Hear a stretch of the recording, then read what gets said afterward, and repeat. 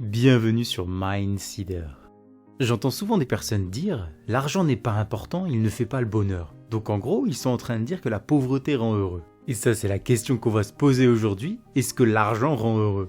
Ça reste un sujet qui porte à controverse. S'il ne suffit pas d'être riche pour être heureux, le bonheur se trouve donc ailleurs. Il est vrai que même si l'argent permet d'acheter tout ce que l'on veut, cela ne suffira pas à rendre quelqu'un heureux sur du long terme. On pourra satisfaire tous nos besoins matériels, mais sur le côté humain, c'est un peu plus délicat. On peut acheter de la main-d'œuvre, mais on ne peut pas acheter des souvenirs, on ne peut pas acheter des sentiments, on ne peut pas acheter l'amour, les vrais amis ou les bons moments passés avec nos proches. Donc c'est vrai que c'est pas l'argent à proprement parler qui rend heureux. On peut voir des gens très riches qui finissent dépressifs et malheureux, et d'un autre côté, des gens très pauvres, heureux et en famille. Il n'est pas rare d'entendre des gens revenir d'un pays en voie de développement, dire que les habitants sont certes beaucoup moins riches, mais qu'ils ont l'air d'apparence beaucoup plus heureux. La preuve avancée est souvent le sourire que ces personnes affichent. Mais ceci n'est en réalité qu'une façade, parce que nous voyons cela à travers nos yeux de touristes, sans se soucier vraiment de leur vie de tous les jours. À leurs yeux, nous venons de l'étranger, ce qui apporte un côté exotique et les fait sourire. Mais cela ne change en rien leur quotidien. Et nous, on a passé 5 minutes avec eux et on a l'impression qu'ils ont une vie de rêve.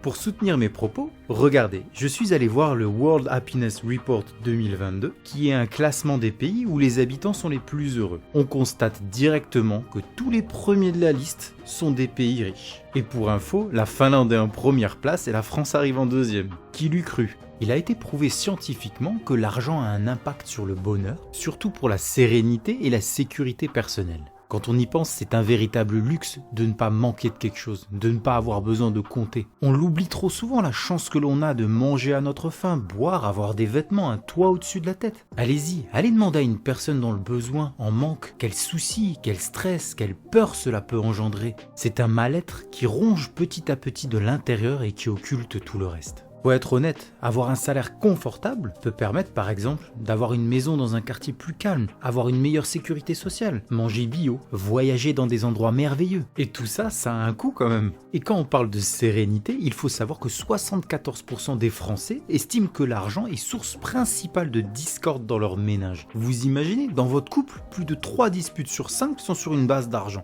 Donc ça prouve bien que ne pas manquer d'argent peut contribuer au bonheur d'un couple. Mais bon, il y a prescription, tout cela a quand même ses limites. Si on se réfère à l'échelle des besoins de l'être humain, en premier lieu, on va chercher à assouvir les besoins de base. Il y en a 4 et ce sont la sécurité, avoir l'argent, l'abri, un chez-soi, la santé et la nourriture. Tous ces besoins-là peuvent s'acheter. Donc à partir du moment où nos besoins physiologiques et de sécurité sont assouvis, nous ressentons un besoin d'appartenance. Ce qui veut dire qu'à partir de ce moment-là, notre bonheur n'est plus impacté sur ce que l'on a, mais sur la qualité de nos relations avec notre conjoint, la famille, les amis. Et ça peut pas s'acheter. Le problème, c'est que trop souvent, nous sommes occupés à vouloir en mettre plein les yeux à notre voisin, notre collègue, par d'insolentes opulences. Et c'est à ce moment-là que nous commençons à financer notre malheur. Bienvenue dans la dérive. Le plus dingue, c'est que ça porte un nom. C'est ce que l'on appelle le consumérisme. Pour donner une rapide définition, c'est un mode de vie axé sur la consommation et caractérisé par une tendance à acheter systématiquement. Il faut faire attention à ce piège parce que c'est l'un des principaux obstacles au bonheur.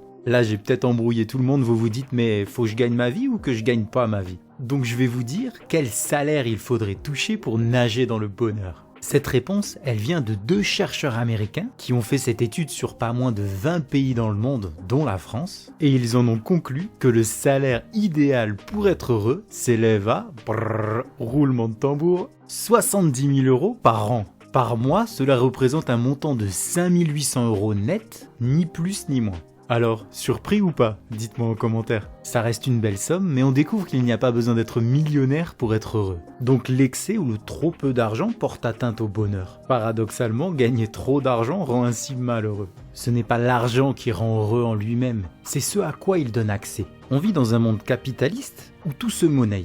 Il est devenu quasiment indispensable de gagner de l'argent pour répondre à nos besoins vitaux. L'argent permet de toucher à l'indépendance, la liberté, la santé. Ce sont des choses essentielles à l'ascension du bonheur. Il faut dire que l'argent contribue à l'épanouissement personnel sur différents plans.